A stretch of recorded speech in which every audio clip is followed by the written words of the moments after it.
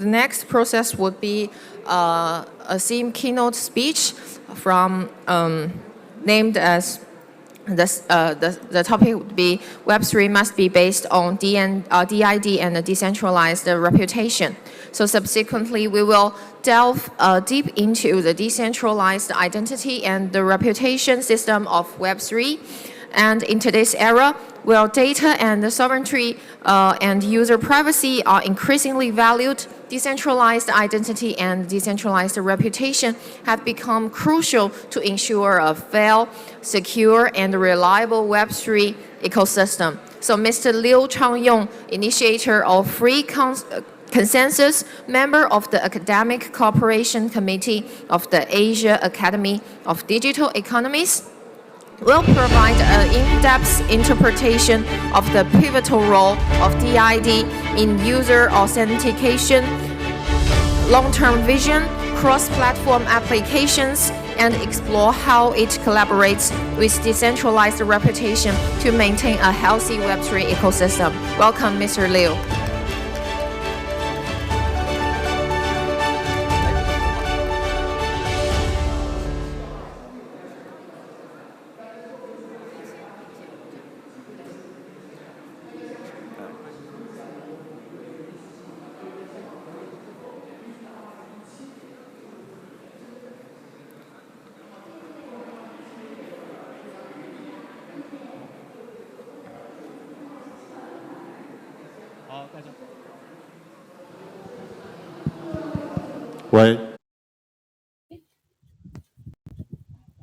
Okay, everybody. Good morning. I'm very happy to come here to keep you updated on the achievements because I come to the market like 2013 and a decade has passed. So I would like to share with you in the past decade some of my key concepts and also what I'm doing at the present. So in Hong Kong, we're talking about Web3. And so what easily comes to our mind is the compliance. And in Web3, it is the most important thing in Hong Kong. But my basic judgment is that compliance for blockchain or for Web3 actually is like you want to get the hide from a tiger, and this tiger is traditional institutions and frameworks, and that is in the past 3 centuries, which has been established in the industrial system. So no matter it's a blockchain or Web3, actually we are constructing that compared with information technology institution system that is a completed system, and we are going to completely replace the traditional system. So if you want to replace that, but currently you are talking about under this framework, you want to develop that is you want to ask fur from a tiger. If you want to really accomplish the Web3 ideals, you have to construct the information technology freer, opener, and also which is different from the industrial society, which is different from monopoly. And this is a framework and institution. And what are the fundamental? That is based on decentralized identity and also to have decentralized reputation system. So why I would like to say that?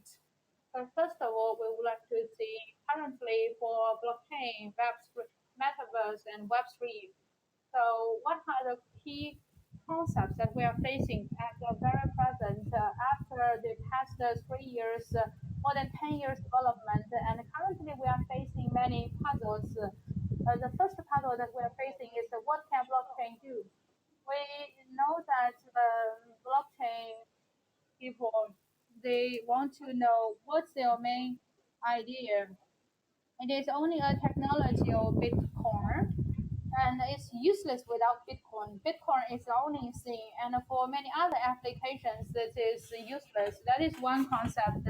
Another is more tolerant. That is, they think that blockchain is only for doing finance. For other things other than finance is going to fail because 2018, 2019, the failures of many tokens and a bearish market, many projects fail, provided evidence to this concept argument.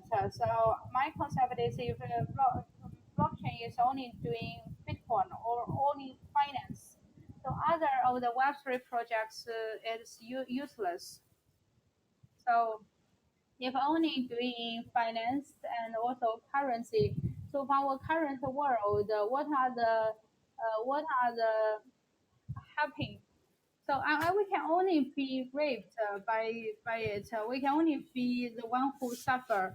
So what can Bitcoin do for us? Blockchain. So can DeFi remain decentralized? Can we maintain the decentralization of DeFi? Because in 2021, 2022, we know the advantage of DeFi. And also, I haven't been traded in the stock exchange for many years. I didn't know I didn't fall into any traps of DeFi. But the past 1 year's change has showed us we have to choose the one trustworthy DeFi project, and we need to look at who are the leaders, who are the traders, and also who are the people who are willing to sacrifice. Or from the Twitter account, we find a very reliable account. Actually, this is centralized.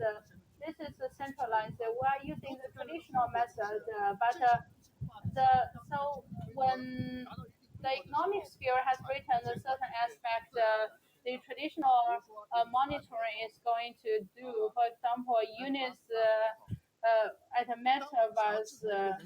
When we want to sanction a people or country, we have to let some people to sanction or to block certain account. So no matter it's from the sanction or regulatory perspective, we are facing like DeFi challenges. So currently it is being sanctioned. And we are talking about Web3. We think that it's totally Web3. And also, so what are the trends? What in the future can you maintain decentralized? And also I could mention with you the Web3 monitoring. Web3 monitoring, no matter it is China or China Hong Kong or some other countries, with the development of the blockchain to expand. Currently, the guarantee is becoming something unavoidable, and also Web3 it is surging and it's doing something which is face even stricter regulation. So what is Web3? There are many interpretations. Many people think that it's related with blockchain, but many people think that it's unrelated to blockchain. So currently, is it related to blockchain? Is it regulatory blockchain? Whether it is blockchain or Web3, after it has complied with the regulations, what are the drawbacks of Web3, Web2, and what are the problems of Web2? It is regulated by the traditional industrial system. So what are the functions of Web3? Is we going to solve the problems of Web3? Even though we are under regulated, many people will think that it is Web 2.5. And yes, that is Web 2.5, that is Web 2. So for Web3, it is not simply a technological innovation. It is let the internet to be separated from the isolation of the regulation. Because we have the regulation, if we separate it into the China market, the US market, becoming the monopoly of the platform of the country. So for us, what is Web 1, Web 2, Web 3? We think that Web 1 it is when information technology is developing very fast. From technology perspective, we want to show them that all the world can be combined. We want to know that from technology perspective, there's no boundaries, no barriers. Jack Ma and Tony Ma, their vision is to connect all businesses in the world. But when it comes to Web 3, Web 2, due to a lack of understanding information technology, or we lack certain regulations, so we have to accept the traditional one to know the regulation. And Web3 Web2 is giving an order, but the something bad about it, it is currently for the separation of it, we are putting that into something which is we think that now Web2 has become an isolated island. So we are going to solve that. Web3 is going to connect the whole world because we want to make it a more open, more free world. If you want to grab the technology of it, we want to limit the advantage of information technology and this kind of framework and system. And currently, Web3, how to tackle with the challenges? It's not asking for the fur from a tiger because currently the technology application we want to connect with the masses for the exchange and they are doing compliance to the transition. But for the fundamental innovation, we have to make them decentralized. And our main topic is AI and Web3 because artificial intelligence is also facing the same problem because it is a new round of improvement of the information technology. But currently, the main problem is in institutional perspective.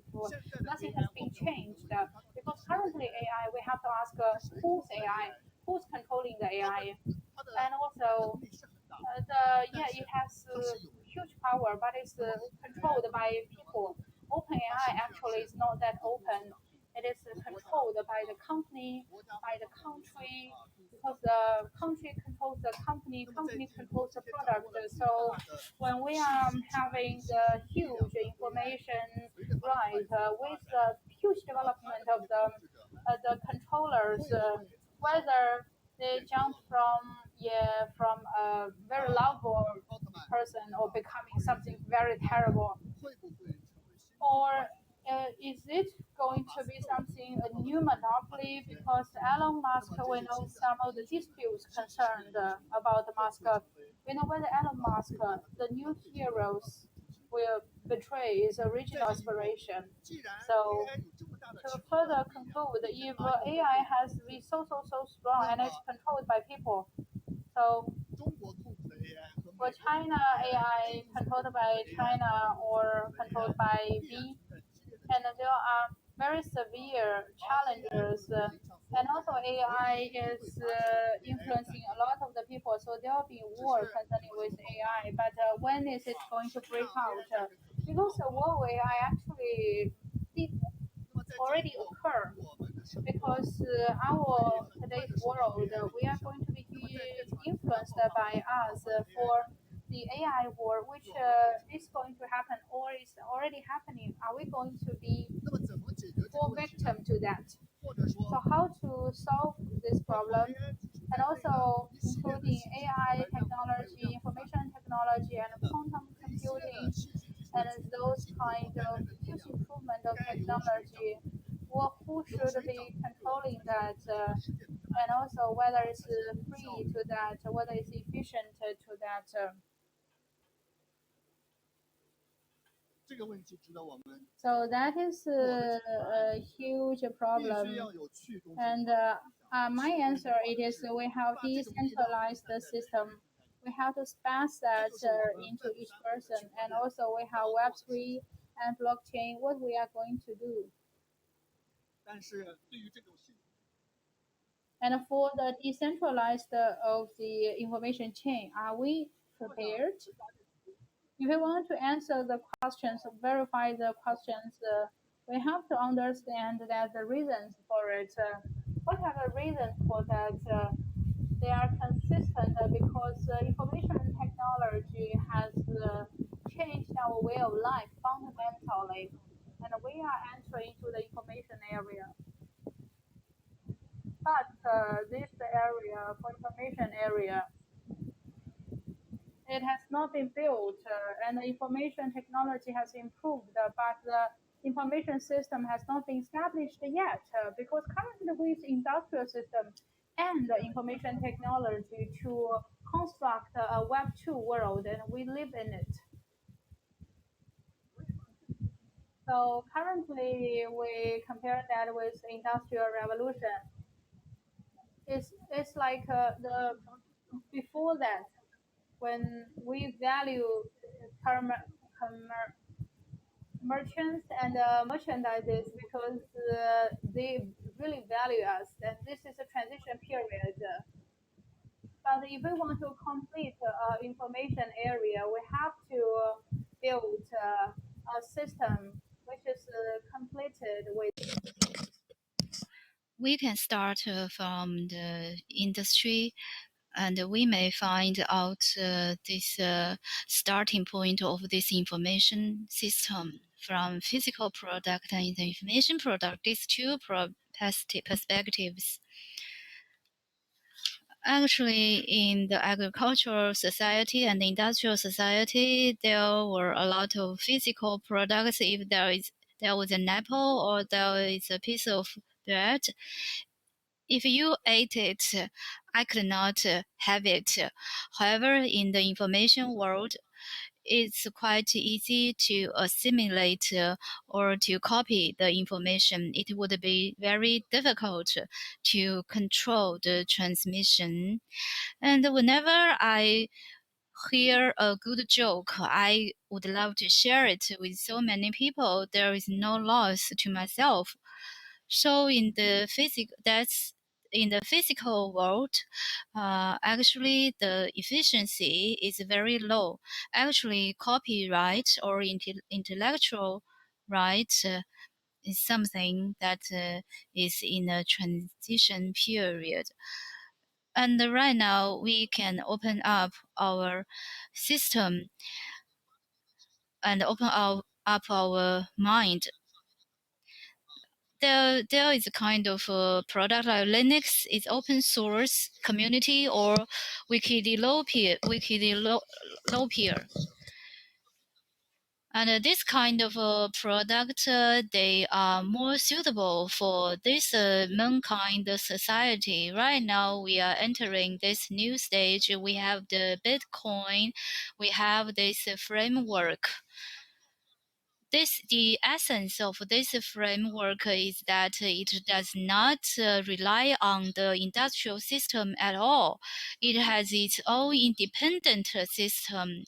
Bitcoin system itself is a system. It does not have to rely on traditional status or rely on law protection or rely on industrial system. Right now, we shall expand this system framework so that it could replace all type of restrictions from the industry, from the internet field. So the information monopoly should be transit from the monopoly to freedom. However, in order to realize it, it's not easy. Why? There is centralization risk related to DeFi. Actually, there is this system framework is not complete. If the real status is leaked, it would be controlled by the traditional system. I still recall a plot in the name of cards. A hacker was seized by the police, and the police could threaten this hacker to do many things. So no matter how you are free in the information world, as long as your social status or social relation is controlled or is open, then someone else could take the control. So we need to have the decentralization. During this process, I think ID and reputation are the foundation of information society infrastructure. Identity is the first prerequisite for social organization. If your identity is not breaking away from traditional system, it doesn't make a point. Like me, I am standing here, I'm using my traditional identity. So right now, actually, we are creating the completely new social system that is based on information technology and information product. In order to operate it or run it, the identity is the first priority. However, whenever an identity is established, if it does not have credibility, it does not have any social significance. So if you could establish so many identities on the internet, it doesn't make any point. That's why all the accounts, all the IDs have come to one thing, that is your ID or your mobile phone number. As long as you have this identification, we could solve these previous issues. Why blockchain cannot step out of the circle? That means if you use your Bitcoin to buy a vehicle, you leak your identity. So that's why we need to have the decentralized identity. DeFi can become the real DeFi. In this way, we don't have to use your Twitter or other social account to identify your identity, to verify your identity. In this way, Web 3.0 will become more regulated, more compliant. In this way, the supervisors have to meet your demand. It's not like we have to be compliant with the regulators. As long as we have the decentralized identity, we can refrain ourselves being controlled by individuals or even by the state. And this one is the system. I did not want to actually talk about too many information here.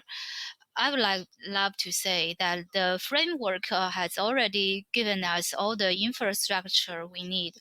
The more important thing is that we really need to free our mind to establish a decentralized identity and credibility system. That's it for my sharing.